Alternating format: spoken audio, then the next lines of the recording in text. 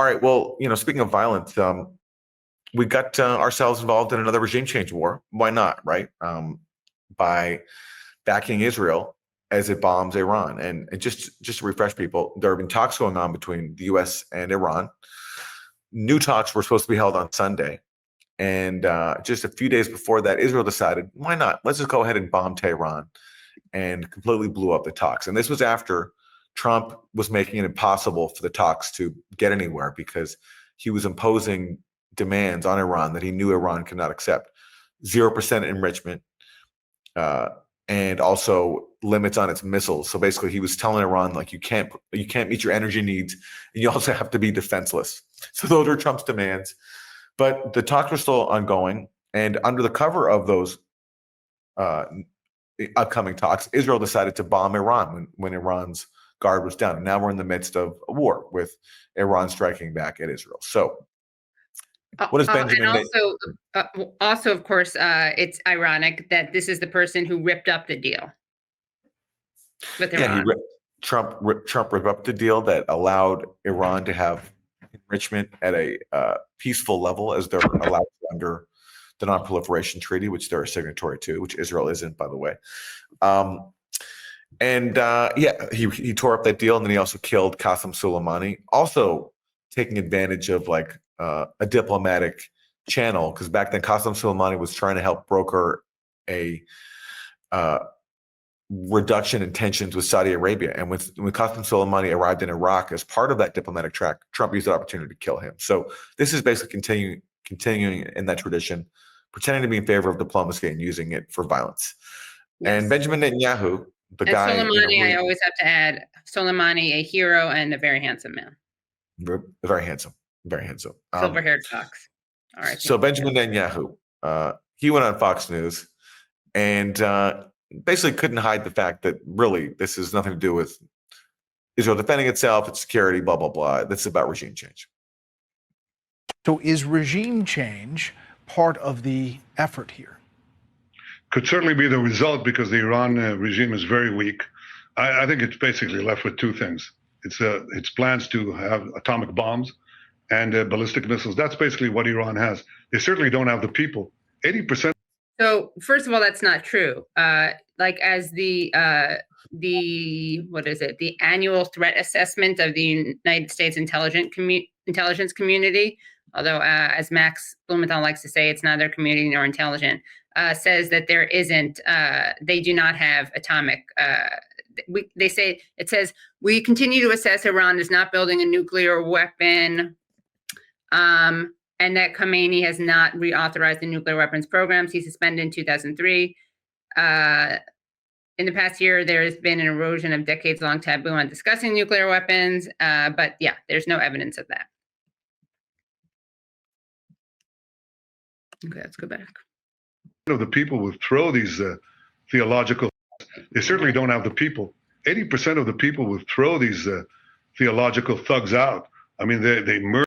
Okay, so this is interesting. I don't know where he gets that statistic about 80% of the people. I assume he probably just made it up, just like he makes up the ratio of civilians to combatants killed, or as he would say, civilians to terrorists killed. But also, he calls them theological thugs. I mean, doesn't that describe Ben-Gvir and Smotrich? And actually, it describes Benjamin Netanyahu, given that he likes to cite Amalek, which is a biblical reference. Yeah, it pretty much describes the entire state of Israel, which is based on ethno-supremacy. The belief that one religious ethnic group is superior to others. That sounds like theological thuggery. And yeah, as you said, in justifying committing mass murder in Gaza, he cited the Bible and Amalek, because Amalek are like lower human beings who have to be wiped out. And that's how he sees the world. And that's why he's attacking Iran, is because Iran resists that Israeli agenda. And just as Israel goes after all factions and groups that resist it, it's gone after them one by one. Syria was the big one, the dirty war in Syria. It drew in Hezbollah and Iran, which was the plan by Israel and the U.S. to draw them in, to bleed them. And then after that wore them down, after October 7th, they had an opportunity to go further, and they've destroyed Gaza. They went after Hezbollah in Lebanon, and suffered. They inflicted a pretty severe blow on Hezbollah there, and now they're taking the chance to go after Iran. This is what all this is about. But they're seizing the moment. So back to Netanyahu. For them, they oppressed them for 46 years. They've yearned for freedom. I mean, they shoot women because their hair is uncovered. They shoot students. They just suck the oxygen from this brave and gifted people, the Iranian people. Look, so now he's doing the classic thing of, yes, the Iranian government is repressive. There's no doubt about that, and there's a lot of discontent with them over that. There's no, that's not in dispute. But they say, first of all, shooting women for not being covered, that's not true, actually. And even if it were true, Netanyahu shoots tens of thousands of people and with bombs and guns for being Palestinian, and now for being Iranian. So he's not in any place to lecture anyone about murder, because he's the biggest mass murderer in the world. Yeah, right. So he's accusing the Iranian government of doing to its own people what the Israeli government does to Palestinians even if what he said is true, Aaron, this is there's no comparison, right? I mean, he's killed thousands of women and children, students, as he mentioned, and not only to Palestinians, but he's also doing it to his own people, because, given the Hannibal directive and the fact that there was a mass Hannibal on October 7th, given the fact that they bombed Gaza in places that the hostages were being kept, and that some hostages reported that they were more afraid of being killed by Israeli bombs than by Hamas, and that Hamas would actually try to protect them from these bombs. Also, there was the confirmed shooting of 3 hostages who were speaking in Hebrew and waving a white flag, and then the likely killing of 3 other hostages when the IDF bombed tunnels with toxic gas, and then lied about it. And when a mother of one of their soldiers, the soldiers put something about that on his tombstone, they destroyed the tombstone. So, yeah. The problem with doing a Netanyahu clip is that he lies so much that it's impossible to get through more than 10 seconds without pausing to correct all the lies. We could do an entire Monday morning episode showing just one Netanyahu clip. Just one clip. Yeah, it would take the whole show, because every second is a lie. Every word's a lie. Yeah. And the Persian people and the Jewish people have had an ancient friendship. Goes back to the times of Cyrus the Great. That could happen again. But again, the decision to act, to rise up at this time, is the decision of the Iranian people. We decided to act because we saw enough uranium, enriched uranium, for 9 bombs. And all they had to do was weaponize them.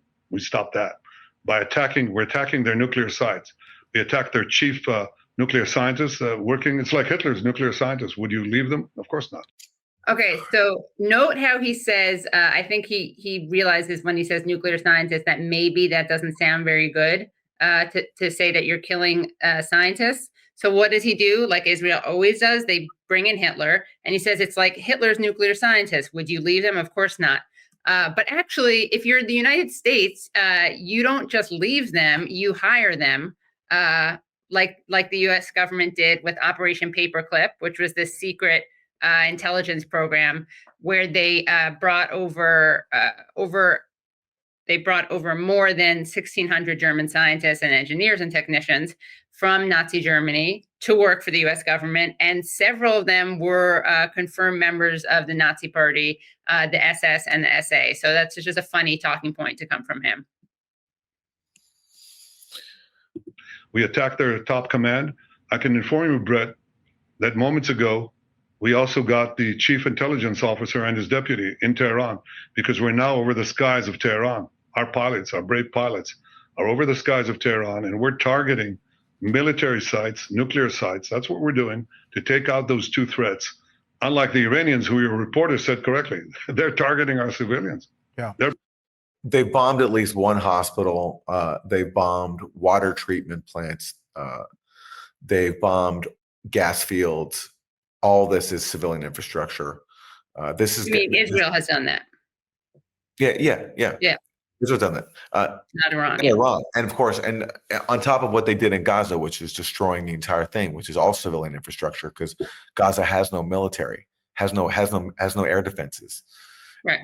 It just has armed resistance fighters, fighting Israeli soldiers, like when they come in and they have rockets that like barely do any damage. But so, I mean, yeah.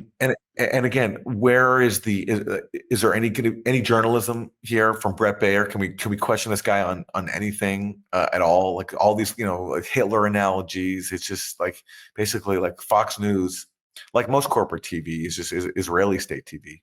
No pushback whatsoever on anything. Bombing our civilians. So that's the difference. They're a terrorist regime. We can't have Iran have nuclear weapons. And by the way, our intel shows that they intend to give these nuclear weapons to their Houthi proxies and others. And that's nuclear terrorism on a global scale. Wow, where have we heard that one before? Oh, yeah. They said the exact same thing in the lead up to the Iraq war, that Saddam was going to give his WMDs to Al-Qaeda. Right.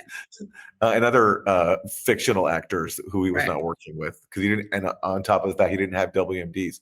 And Benjamin, and they're total ideological enemies, also. But not that anyone cared about that part. Yeah. And Benjamin Netanyahu was one of the biggest promoters of the Iraq war. So basically, he's like, like this playbook works for the Iraq war. Let's just rip it out and dust it off and use it again. Yeah.